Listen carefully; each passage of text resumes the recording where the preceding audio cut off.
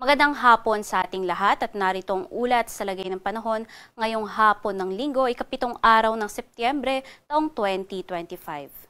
Base nga po sa ating latest satellite animation ay nandito pa rin nga sa labas ng ating Philippine Area of Responsibility itong bagyo na may international name na si Tropical Storm Tapa o ito nga yung si dating bagyong Silani.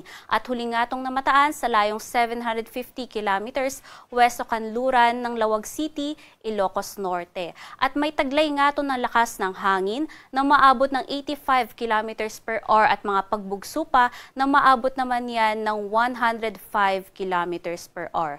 At patuloy itong kumikilos pakanluran o hilagang kanluran sa bilis naman yan na 15 kilometers per hour. At nakikita nga natin na maaari na itong maglandfall dito sa may katimugang China bukas ng umaga. At dahil nga patuloy itong papalayo sa kalupaan ng ating bansa ay hinahatak nga nito itong habagat. Kaya naman sa ngayon ay nasa monsoon break tayo. Ibig sabihin nito ay hindi nakakaapekto yung hanging habagat sa alinmang bahagi ng ating bansa. Kaya naman, ang kasalukuyang sistema na nakakaapekto sa atin ay yung easterlies o ito nga yung mainit na hangin na galing sa Pasipiko. At ito nga yung nakakaapekto ngayon dito sa may Southern Luzon, maging sa may Visayas at Mindanao. At nagdadala nga to ng mainit at maalinsangang panahon at matataas na tsansa ng mga ulan, pagkidlat at pagkulog, lalong-lalo na nga dito sa may silangang parte ng Visayas at Mindanao.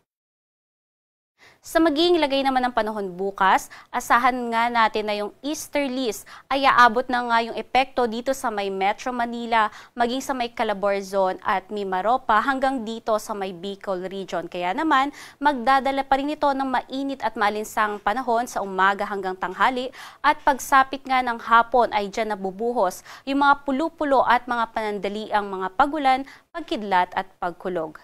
Sa nalalabing bahagi naman ng Luzon, asahan din natin ang matataas na tsansa ng mga localized thunderstorms, lalong-lalo na nga dito sa may kanlurang parte ng Luzon. Ang temperatura nga dahil wala tayong masyadong mga pag-ulan sa umaga at bahagya lang yung kaulapan sa umaga ay magiging mainit at maaari pa yung umabot hanggang 33 degrees Celsius nga dito yan sa may Tuguegarao City.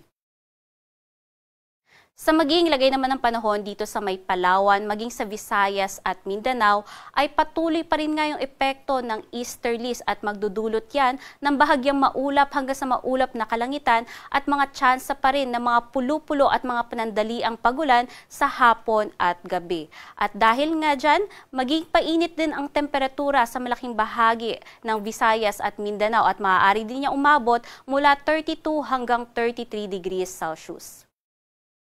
Sa magiging lagay naman ng ating karagatan, wala tayong nakataas na gale warning. Ngunit dito nga sa may kanlurang karagatan ng Luzon, asahan na magiging katamtaman ang mga pag-alon. Kaya muli, patuloy nating pinag-iingat yung ating mangingisda at maliliit na sasakyang pandagat dahil nga sa epekto ng easterlies ay matataas yung tsansa ng mga offshore thunderstorms. Sa magiging lagay naman ng panahon sa susunod na 3 araw, dito sa mga piling lugar sa Luzon ay asahan nga natin na dahil sa patuloy na epekto ng easterlies, sa susunod 3 araw magiging magandang panahon ngunit magiging mainit at maalinsangan pa rin sa umaga hanggang tanghali.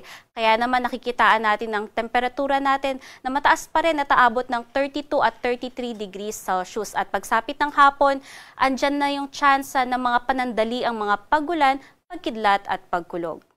Halos ganito rin yung magiging panahon dito sa Kabisayaan dala rin ng easterlies at yung temperatura dito maaari ding humabot ng halos 32 hanggang 33 degrees Celsius at paghahandaan pa rin natin yung tsansa ng mga thunderstorms sa hapon at gabi. Sa parteng Mindanao naman, patuloy din ang magandang panahon at pero na nga lamang sa tsansa ng mga thunderstorms sa hapon hanggang gabi. Ang temperatura mainit din at aabot nga yan ng 32 hanggang 33 degrees Celsius. Sama-sama nga nating tunghayan ang magaganap na total lunar eclipse o ito nga yung pagkakaroon ng anino sa may buwan. At maaari kayong bumisita para sa public viewing dito sa may DOST Pag-asa Astronomical Observatory dito sa loob ng UP Diliman o kaya naman sa mga kababayan natin sa Mindanao, maaari kayong bumisita sa Mindanao Pag-asa Regional Services Division sa may Mulugan, El Salvador City, Misamis Oriental. Mamaya na yung gabi around 11:27 p.m. hanggang bukas ng madaling araw around 4:57 a.m. At kung hindi naman kayo makakabisita sa mga lugar na to, ay maaari kayong tumutok sa ating Facebook Live sa ating page DOST Pag-asa. Ang araw dito sa Kalakhang, Maynila ay lulubog alas 5:04 ng hapon at sisikat naman bukas na madaling araw ng alas 5:44.